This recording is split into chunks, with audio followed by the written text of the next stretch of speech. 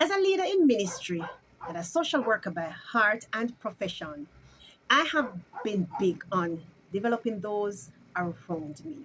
So I encourage, I push, I pull, I urge, and I've even dragged persons in an attempt to get them to walk in alignment according to their purpose. But coming over into 2024, I realized that I needed to do some things differently. I came to somewhat of an awakening, and I realized I was heading to a state of being burnt out because I was pouring and not really thinking about myself, not really thinking about replenishing. And so I realized that I needed to transform my life. I needed to change some of my perspectives and I needed to develop my own potential. And it's not that I have not been developed, but I needed to be developed more to bring clarity to my purpose. And for that, I realized that I needed to do this one thing. And I know that this will help you. So stay tuned.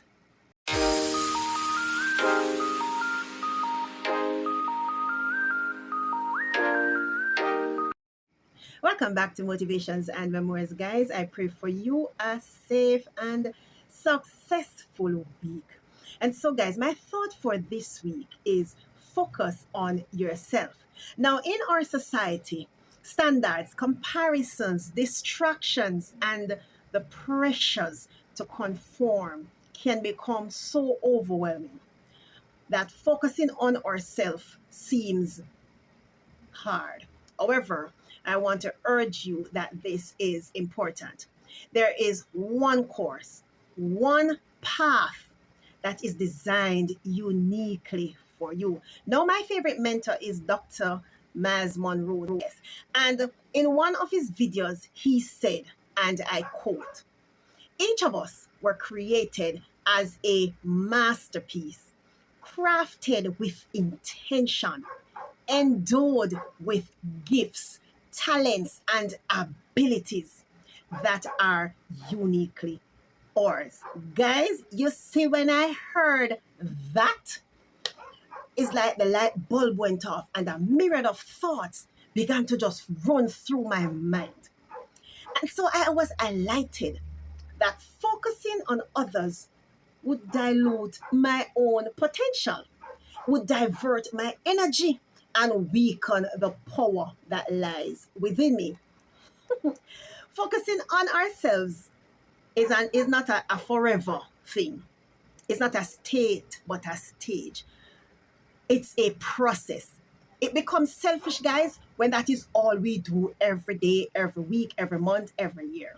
Self focus is coming to terms with ourselves, coming to terms with our destinies, coming to terms with the fact that these destinies need to be fulfilled.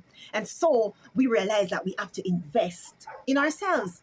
And by doing so, we first have to turn our attentions inwards to the gifts, the talents, and abilities that are uniquely ours.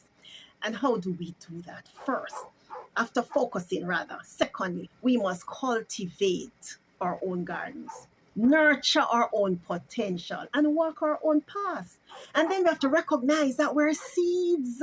We're promises with capital P's. Remember that little song? Full of potentiality, yes, and we're full of possibilities.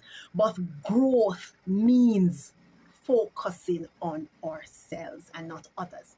That we are to nurture our own development and absorb the nourishment that we need by applying the correct medication. What is your personal diagnosis of yourself? Is it more time with God, more time in prayer, more time with your family, a stirring up of your dormant gifts? Is it something that you should have been doing and you're not doing it? What is it? Is it more faith? Is it more power? Guys, go and fill your prescriptions. Someone may ask, how do I focus on myself when I am being pulled and dragged into different directions by all the distractions of life? And the first step I want to share with you is identity. You have to know who you are in the context of finding your path and defining your unique purpose. I I want you to remember also that it has to start with God. Now, Jeremiah 1 and verse 5, The Lord said to him, before I formed thee in the belly, I knew you. While you were in your mother's womb, I sanctified you and I ordained you to be a prophet over the nations. And in case you still feel that, oh, that is not enough, 1 Peter 2 9 to 12, the word of God says you're a chosen people, peculiar, royal priesthood, holy nation, God's special possessions. And you ought to declare the praises of him who called you out of darkness into his wonderful light. Now, knowing your identity means that the opinions and descriptions, the criticisms and the judgments of others should matter to us and must not sway us because we are grounded in our own identities. I know who I am. Remember that song? I know who God says I am. And I am not easily broken. I am not easily confused or discouraged. But I'm like the tree that is planted by the rivers of water that brings forth fruit in my season. My leaves shall not wither. And whatsoever, anything that I put my hands to, I shall prosper.